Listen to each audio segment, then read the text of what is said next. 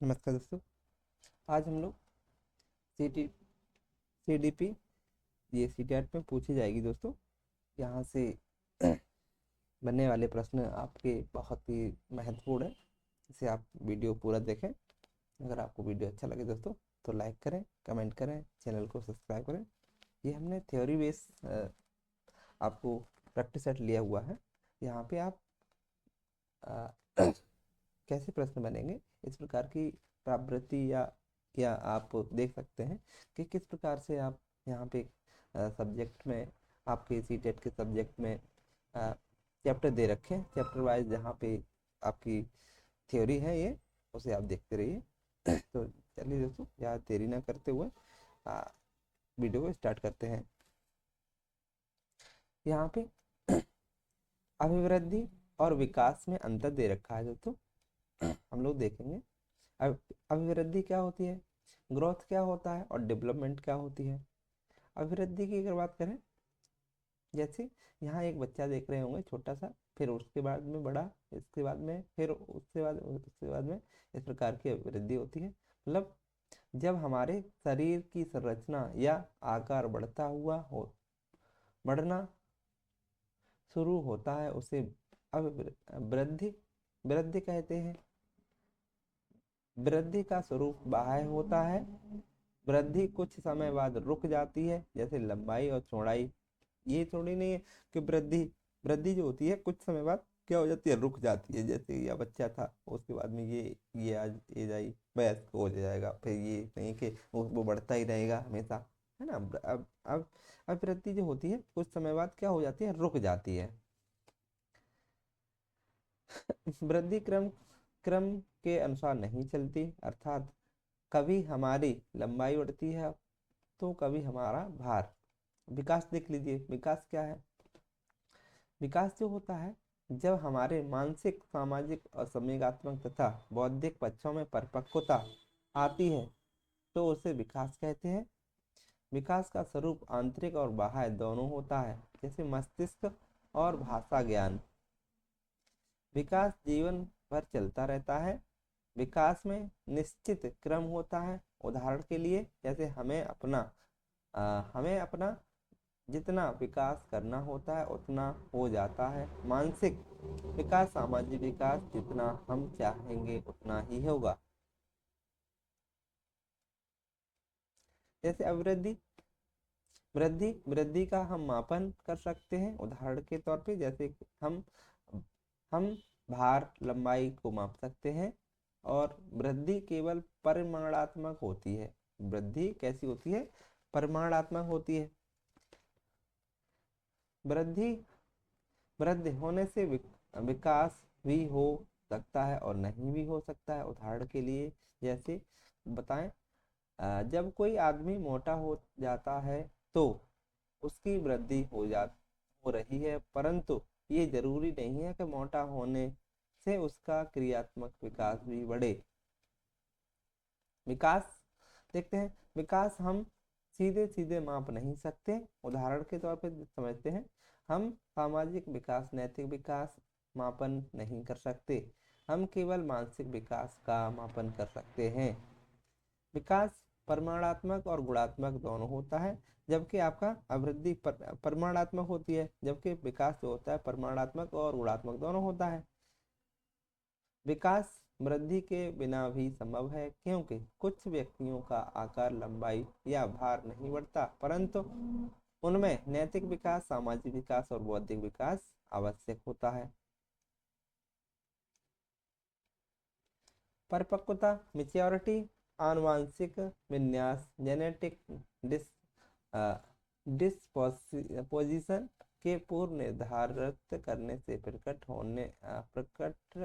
होने का process maturation कहलाता है। यह हेरिडिटी से रिलेटेड होता है। बड़े होने पर मेच्योरिटी आ जाती है। विकास के आयाम, डोमेन ऑफ डेवलपमेंट। विकास की अगर बात करें, विकास बहुआयामी, मल्टी डायमेंशनल होता है और मल्टी डायरेक्शन होता है। शारीरिक विकास, फिजिकल डेवलपमेंट गत्यात्मक विकास, मोटर डेवलपमेंट, यह एक तरह से बालक के विकास, शारीरिक विकास से जुड़ा होता है। यह मसल्स, हड्डियों की क्षमता, उन पर कंट्रोल करने से संबंधित होता है। गामक विकास में बालकों की चलने, दौड़ने, कूदने, भोजन करने आदि आदि विषय को शामिल किया गया है। इसे दो भागों में बांटा गया है, fine motor skill and gross motor skill. Fine motor skill and gross motor skill. Fine motor skills, इसमें मसल्स का कम यूज होता है। एग्जाम्पल के तौर पे समझते हैं ये जैसे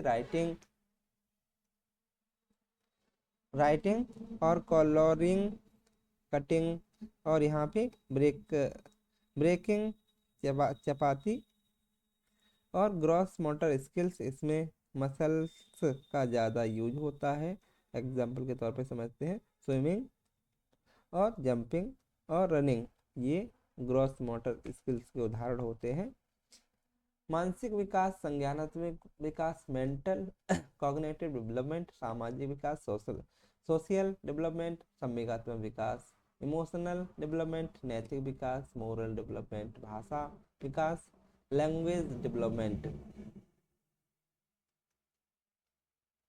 बाल विकास के सिद्धांत देख लीजिए।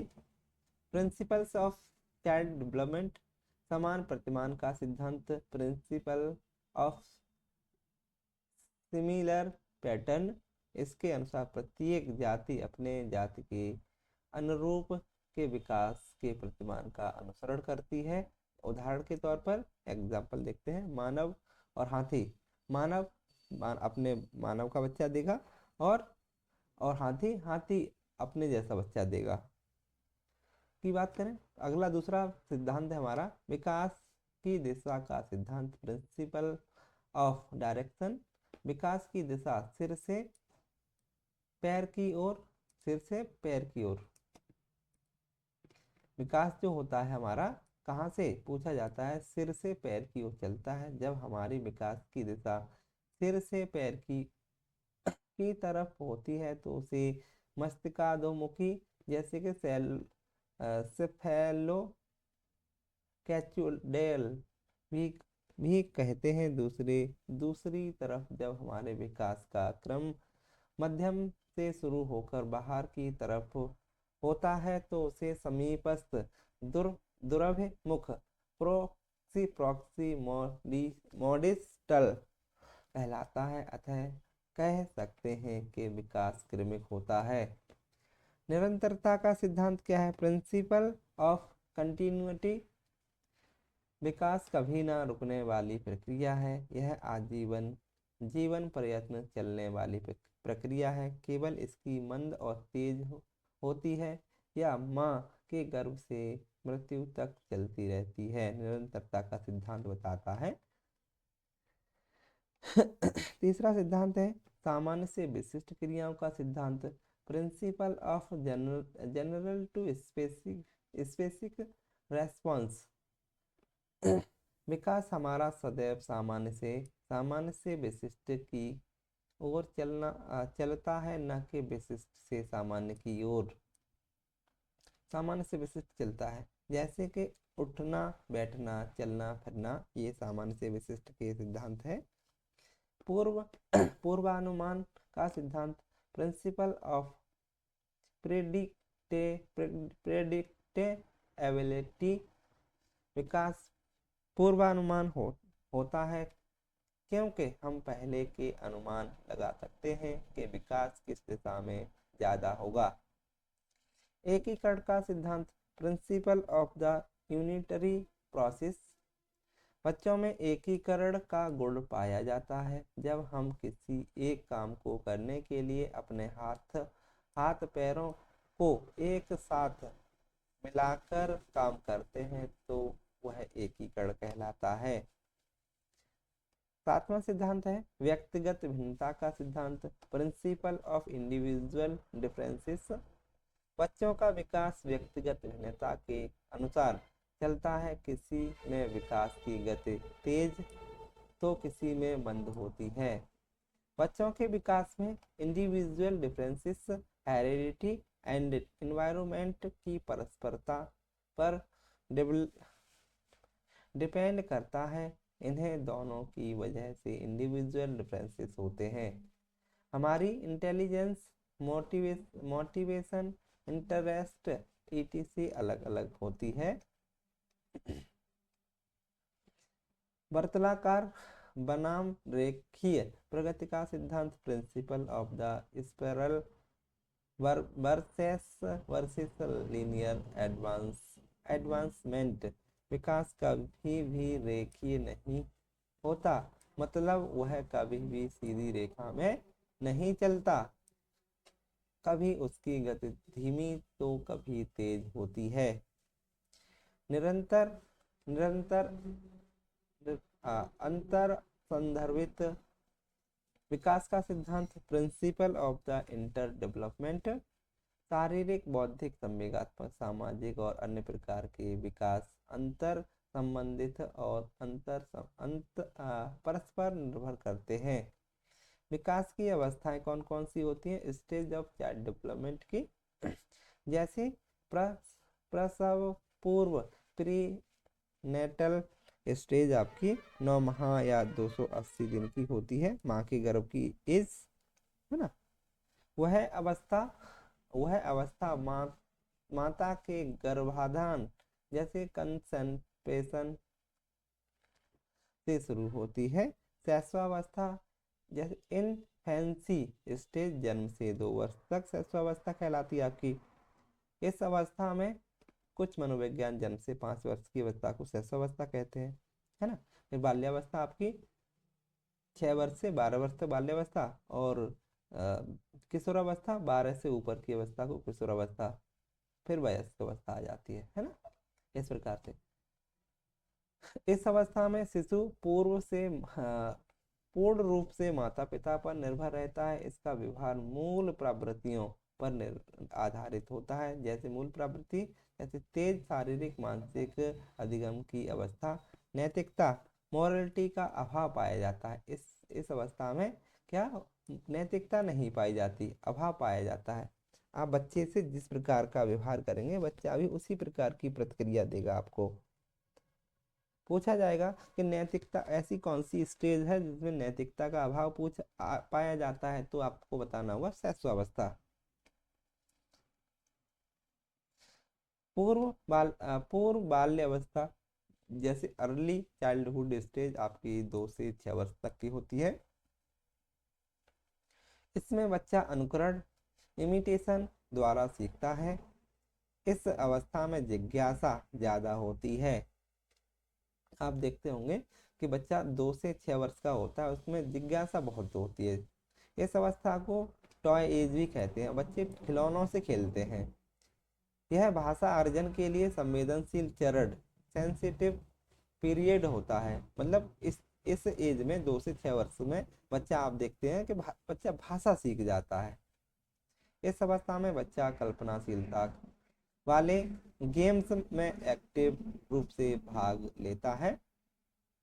अगली अवस्था है आपकी उत्तर बाल्यावस्था या बाल व्यवस्था, जैसे लेटर चाइल्डहुड और चाइल्डहुड आपकी 6 से 12 वर्ष तक की।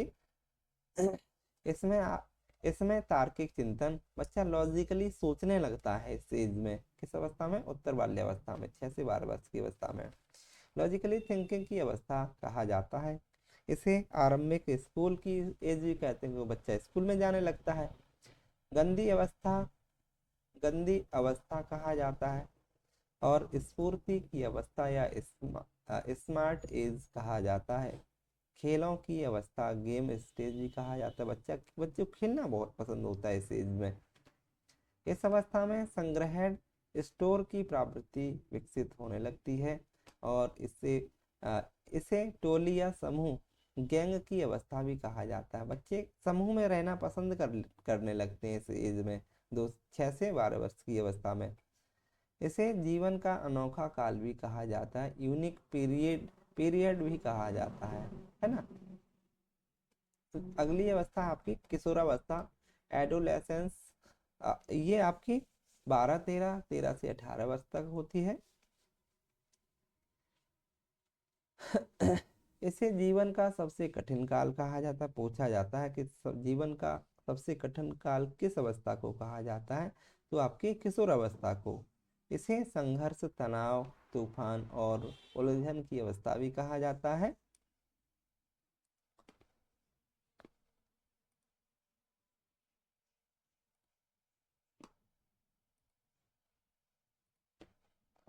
इसमें विषम लिंगी आकर्षक होता है। आप देखते हैं जब किशोरावस्था आते आते आप लड़के लड़कियों से प्यार करने लगते हैं, लड़कियां लड़कों से प्यार करने लगती हैं। तो यहाँ पे क्या होता है, विषम लिंगी आकर्षक होने लगता है। किस एज में, आपकी किशोर अवस्था में। इस अवस्था को स्वर्ण काल या गोल्डन गैंग कहा जाता है।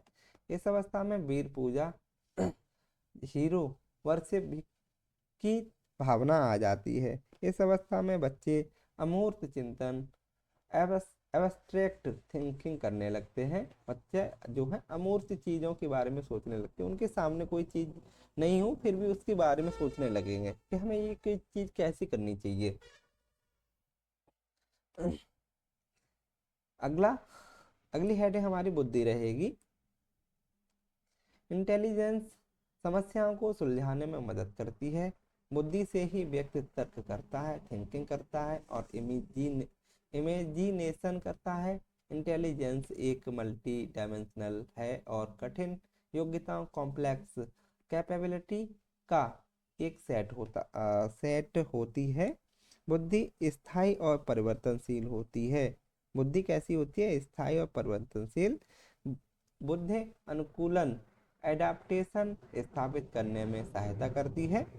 बुद्धि के प्रकार देख लीजिए, टाइप ऑफ इंटेलिजेंस। थॉर्नडाइक के अनुसार बुद्धि के 3 प्रकार बताए थे थॉर्नडाइक ने।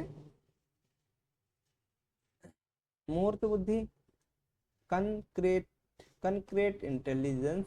बुद्धि मूर्त से अभिप्राय मूर्त बुद्धि से अभिप्राय जो चीजें हमारे सामने होती हैं। मूर्त का मतलब प्रत्यक्ष, जिन चीजों को देखकर हम कार्य करते हैं, मूर्त बुद्धि के अंतर्गत आती है। जैसे कि मैकेनिकल कारीगर मूर्त बुद्धि के ही उदाहरण होते हैं। अमूर्त बुद्धि आपकी एब्स्ट्रैक्ट इंटेलिजेंस, जो बुद्धि हमें दिखाई नहीं देती, जो भावनाओं और विचारों से संबंध होती है। कभी डॉक्टर और चित्रकार के पास में आपकी अमूर्त बुद्धि पाई जाती है। सामाजिक बुद्धि, सोशल इंटेलिजेंस, जो समाज सेवा सेवी होती है, समाज के कार्य करती है, सामाजिक बुद्धि में आते हैं।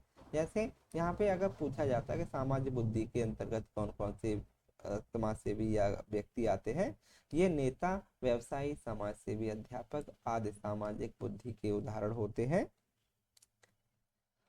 1916 ईस्वी में टर्मन के द्वारा बुद्धि लब्धि का संशोधन सूत्र दिया। जिन्होंने संशोधन किया कि वह था सूत्र मानसिक आयु। किसने, पूछा जाता है बुद्धि लब्धि का सूत्र किसने दिया, संशोधित सूत्र 1916 में। मानसिक आयु बट्टे वास्तविक आयु गुणा 100, ये दोस्तों सूत्र पूछा जाता है, आप ध्यान रखिए इसका।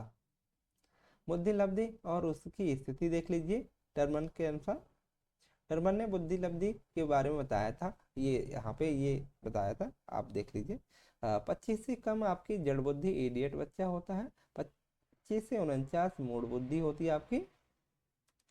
और 50 से 69 तक आपकी मूर्ख बुद्धि होती है। 70 से 79 मंद बुद्धि। 80 से 89 सामान्य बुद्धि से नीचे। और आपकी 90 से 109 सामान्य बुद्धि के अंतर्गत बच्चे आते हैं, एवरेज स्टूडेंट होते हैं।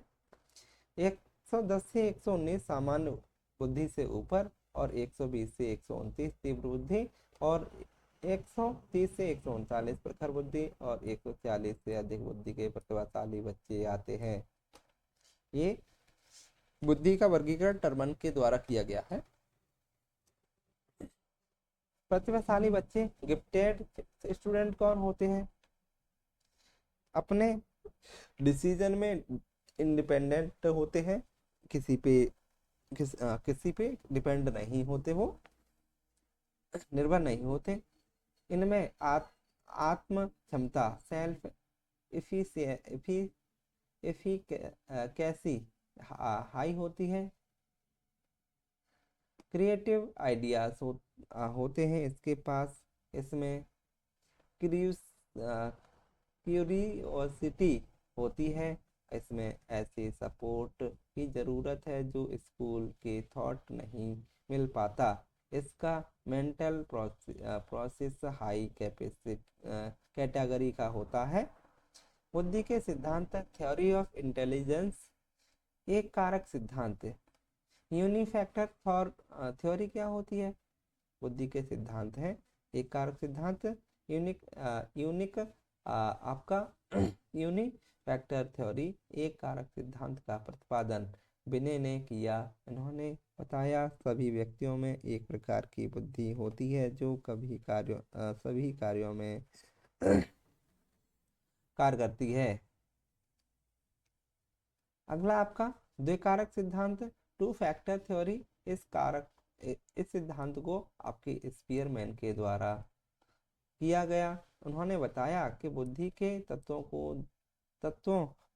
बुद्धि दो तत्वों से मिलकर बनी है। एक ये दो तत्व हैं आपके सामान्य तत्व, जी फैक्टर जनरल एबिलिटी, और आपका विशिष्ट तत्व एस फैक्टर। जी और एस फैक्टर बताए थे, है ना, स्पीयरमैन ने। आपके जी फैक्टर जनरल एबिलिटी क्या होती है? एक व्यक्ति में सामान्य बुद्धि जन्मजात होती है और यह हर किसी में अलग अलग होती है।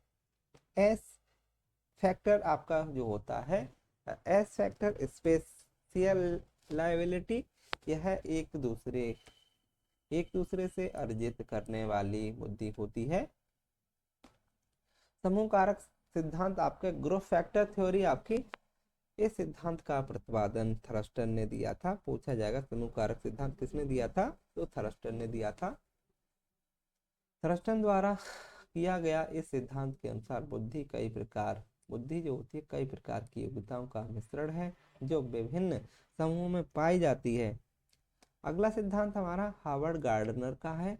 हावर्ड गार्डनर का बहुबुद्धि सिद्धांत पूछा जाता है कि बहुबुद्धि सिद्धांत किसने दिया था? हावर्ड गार्डनर ने दिया था। यह थ्योरी इस बात पर जोर देती है कि बुद्धि की अलग अलग दशाएं, फॉर्म्स हैं। शाब्दिक, नंबर 1 शाब्दिक भाषाई बुद्धि, वर्बल इनगोइस्टिक इंटेलिजेंस, इसके माध्यम से शब्दों और भाषा का ज्ञान होता है। जिन व्यक्तियों में इनका विकास अधिक हो तो वे वकील, कवि और पत्रकार बन सकते हैं। जिन व्यक्तियों में इनका विकास अधिक हो वे वकील, कवि और पत्रकार आदि बनते हैं। तार्किक गणितीय बुद्धि आपकी, लॉजिकल बुद्धि क्या होती है आपकी? लॉजिकल मैथमेटिकल इंटेलिजेंस, इसमें आप तार्किक योग्यता, मैथ कैलकुलेशन अधिक पाई जाती है। यहाँ पे आप देख रहे होंगे सर को।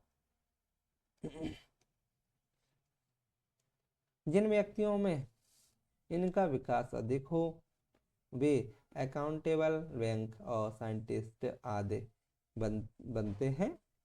स्थानिक बुद्धि क्या होती है? स्पेटियल इंटेलिजेंस, अमूर्त तथ्यों के आधार पर मानसिक छवि बनाना। जिन व्यक्तियों में इनका विकास अधिक हो वे मूर्तिकार, चित्रकार और आर्किटेक्चर आदि बनते हैं। शारीरिक गतिक बुद्धि क्या होती है? बॉडली काइनेस्थेटिक इंटेलिजेंस, शरीर को गति देने वाली बुद्धि। जिन व्यक्तियों में इनका विकास अधिक हो तो वे अभिनेत्री, एथलेट और डांसर आदि बनते हैं। संगीतात्मक बुद्धि क्या होती है? म्यूजिकल इंटेलिजेंस, इस बुद्धि के अंतर्गत संगीत की बुद्धि अधिक होती है। जिन व्यक्तियों में इसका विकास अधिक हो तो वे सिंगर और इंटरटेनर आदि बनते हैं। अंतर्वैयक्तिक बुद्धि, इंटरपर्सनल इंटेलिजेंस, इसके द्वारा दूसरे व्यक्ति के साथ कैसा इंटरेक्ट किया जाए यह पता चलता है। जिन व्यक्तियों में इसका विकास अधिक हो तो वे नेता, सामाजिक कार्यकर्ता आदि बनते हैं। अंतः व्यक्तिक बुद्धि आपकी इंट्रापर्सनल इंटेलिजेंस, इसके द्वारा खुद के साथ इंटरैक्ट किया जाता है। जिन व्यक्तियों में इसका विकास अधिक हो तो वे आध्यात्मिक गुरु बनते हैं। प्राकृतिक बुद्धि आपकी नेचुरलिस्टिक इंटेलिजेंस, इस बुद्धि के व्यक्ति प्रकृति के नजदीक होते हैं। जिन व्यक्तियों में इसका विकास अधिक हो तो वे किसान आदि बनते हैं प्राकृतिक बुद्धि में। अस्तित्ववादी बुद्धि, एक्सिस्टेंशनल इंटेलिजेंस, इस बुद्धि के व्यक्ति हर चीज के अस्तित्व के बारे में सोचते हैं, जैसे हम इस दुनिया में क्यों आए, भगवान कौन है। जिन व्यक्तियों में इसका विकास अधिक हो तो वे साधु संत और फिलोसफर बनते हैं। आलोचना, मल्टी इंटेलिजेंस थ्योरी को वैलिड नहीं माना जा सकता क्योंकि इसमें अलग अलग इंटेलिजेंस को माप नहीं सकते। त्रिआयामी सिद्धांत, थ्री डायमेंशनल थ्योरी, इस सिद्धांत का प्रतिपादन जेपी गिलफोर्ड ने किया। इस सिद्धांत को बुद्धि संरचना सिद्धांत भी कहते हैं। गिलफोर्ड के अनुसार मानसिक योग्यता मुख्य रूप से 3 तत्वों से निर्मित होती है: विषय वस्तु, कंटेंट, संक्रियाएं, ऑपरेशंस, उत्पादन, प्रोडक्ट।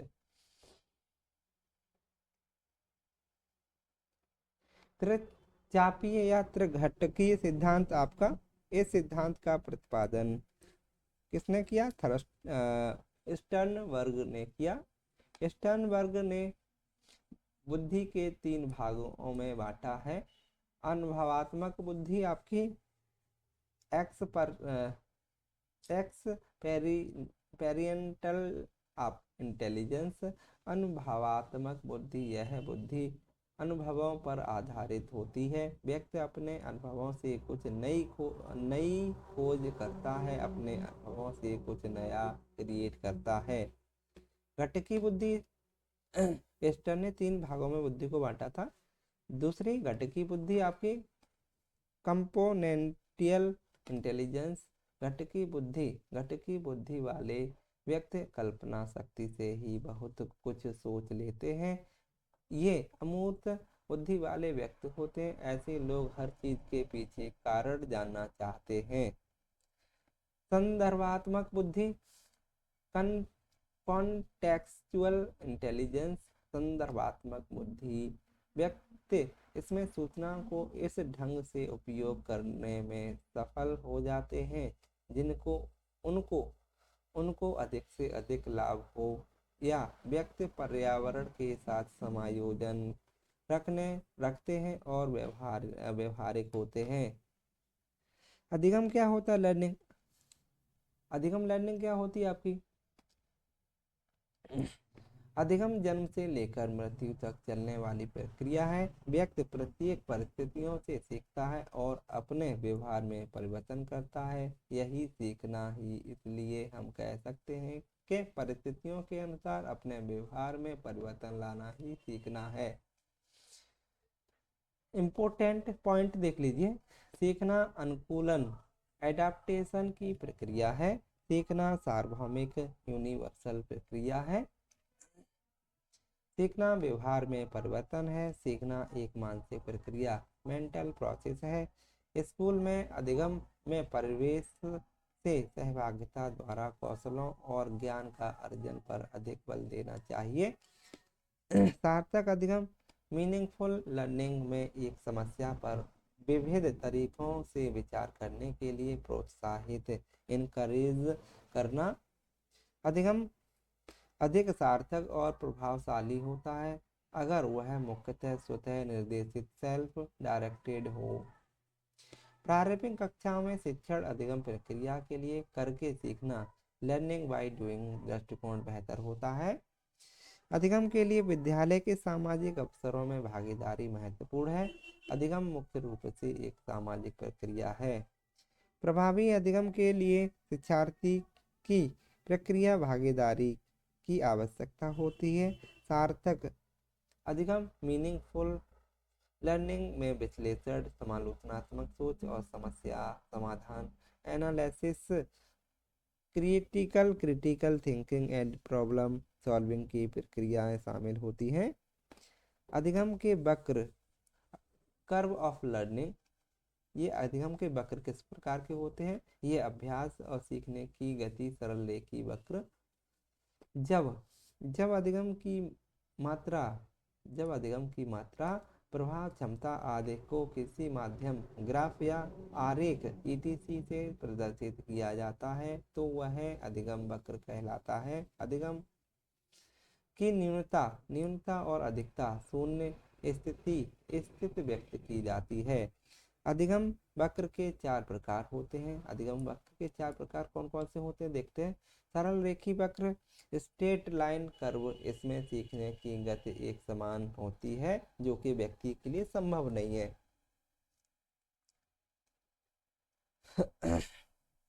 नतोदर वक्र, एलेवेशन कर्व, इसमें सीखने की गति शुरुआत में तेज होती है और उच्चतम बिंदु पर पहुंचने के बाद सीखने की गति धीमी होना शुरू हो जाती है। जैसे एलेवेशन नतोदर वक्र, जैसे आप देखते होंगे आपकी परीक्षा नज़दीक ही आती है तो आप पढ़ने में ज़्यादा रुचि लेते हैं और जैसे परीक्षा आपकी ख़त्म हो जाती है, परीक्षा हो जाती है, उसके बाद में आपका वक्र जो होता है आप सीखना थोड़ा कम हो जाता है। नतोदर वक्र, अधिगम वक्र, कॉनकेव लर्निंग कर्व, इसमें शुरुआत में सीखने की गति धीमी होती है, इसके बाद धीरे धीरे सीखने की गति तेज होना शुरू हो जाता है और वह उच्चतम स्तर की ओर बढ़ती है।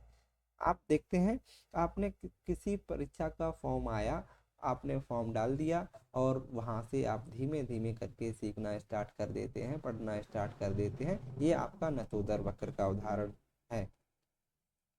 मिश्रित वक्र की अगर बात करें, अधिगम वक्र, इसमें शुरुआत में धीमी गति इसमें शुरू में अधिगम की गति तेज और धीमी और अंत में भी अधिगम की गति तेज या धीमी दोनों तरह से हो सकती है। यह वक्रों नतोदर और उन्नतोदर और नतोदर अधिगम वक्र का मिला जुला रूप होता है। आप ये यहाँ पे देख लीजिए, है ना। अधिगम पठार क्या होते हैं? लर्निंग प्लेट्यू क्या होते? प्लेट्यूज। अधिगम पठार लर्निंग प्लेट्यू, इसमें सीखने की गति रुक जाती है, यानी उसमें न तो उन्नति होती है और न ही अवस्थित। अधिगम का पठार में अधिगम की गति 0 हो जाती है। मान लीजिए अधिगम का पठार आप किसी परीक्षा की तैयारी कर रहे हैं, किसी कारणवश आपको चोट लग गई या मानसिक मतलब किसी बीमारी से ग्रसित हैं, तो उस टाइम पे अधिगम का पठार ना आप सीख रहे हैं, पढ़ रहे हैं, तो अधिगम का पठार बन जाएगा उस टाइम पे। शिक्षण के स्तर, लेवल ऑफ टीचिंग। शिक्षण के स्तर को 3 भागों में बांटा गया है। स्मृति स्तर, मेमोरी लेवल, यह हार्वर्ड ने दिया था। इस स्तर में बच्चे के रटने पर बल दिया जाता है। यह शिक्षण अधिगम प्रक्रिया का सबसे निचला स्तर होता है। इस स्तर के शिक्षण अधिगम का उद्देश्य केवल ज्ञान प्राप्ति करना है। यह छोटी कक्षाओं के लिए उपयोगी होता है। समझ स्तर, अंडरस्टैंडिंग लेवल, यह मॉरिसन अंडरस्टैंडिंग पूछा जाएगा आपसे, किसने दिया था? यह मॉरिसन ने दिया था। यह स्तर स्मृति स्तर से कुछ ऊंचा होता है। इस तरह में रटने की बजाय ज्ञान को अच्छी तरह से समझने पर बल दिया जाता है। इस स्तर में बच्चों को जो ज्ञान दिया जाता है या नियम सिद्धांत बताए जाते हैं वो इस तरह से प्रदान किए जाते हैं ताकि बच्चा उनका व्यावहारिक प्रयोग भी कर सके। चिंतन स्तर क्या होता है? यह शिक्षण अधिगम का सबसे ऊंचा स्तर माना जाता है। इस स्तर में बच्चों को अपनी मानसिक शक्तियों के विकास के पूर्ण अवसर आपको प्राप्त होते हैं।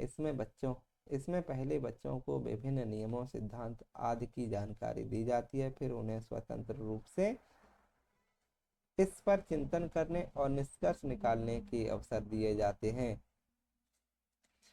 सूक्ष्म शिक्षण क्या होता है? माइक्रो टीचिंग क्या होती है आपकी?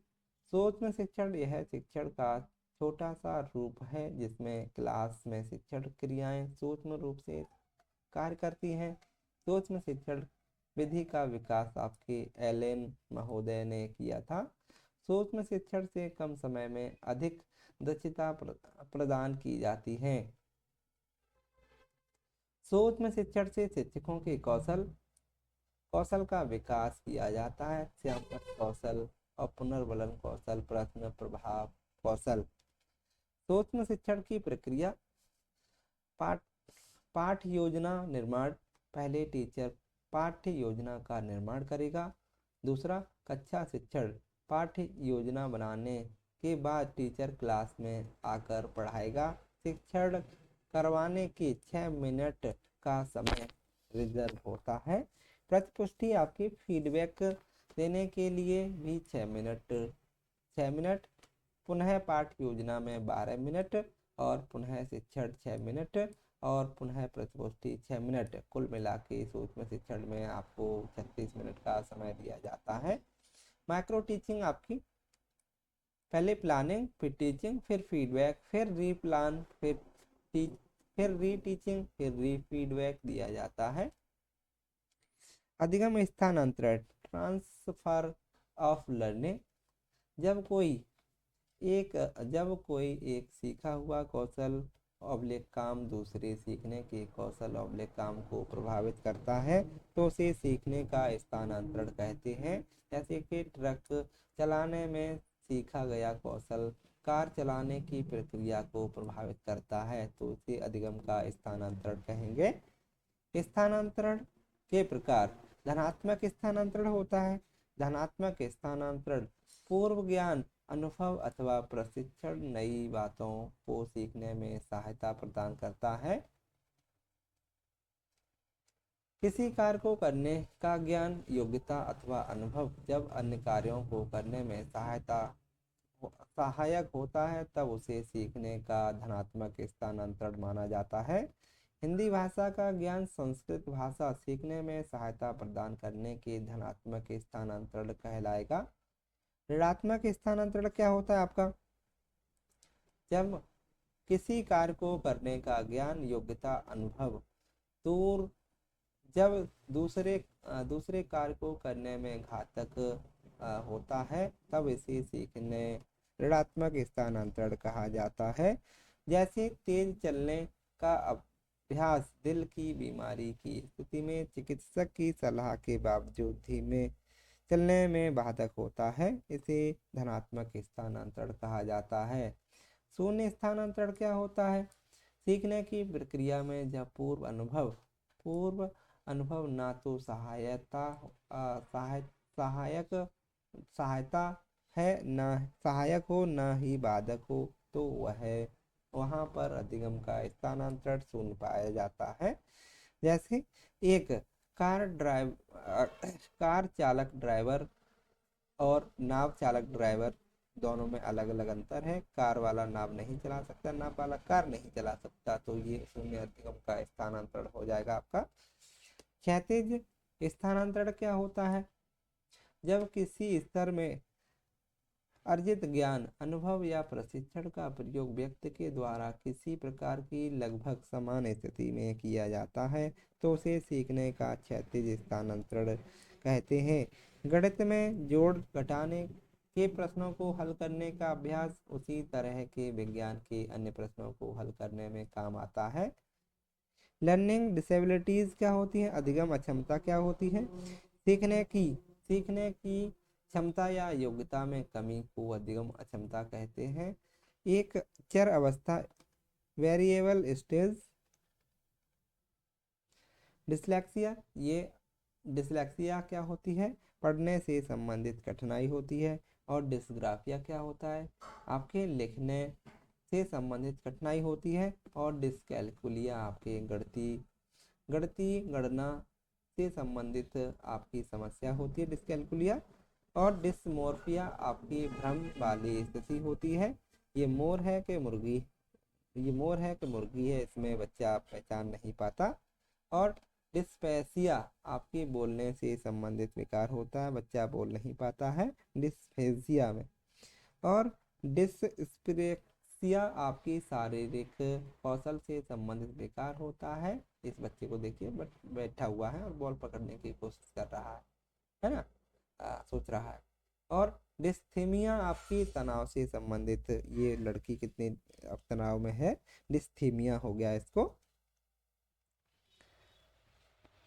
ADHD attention deficit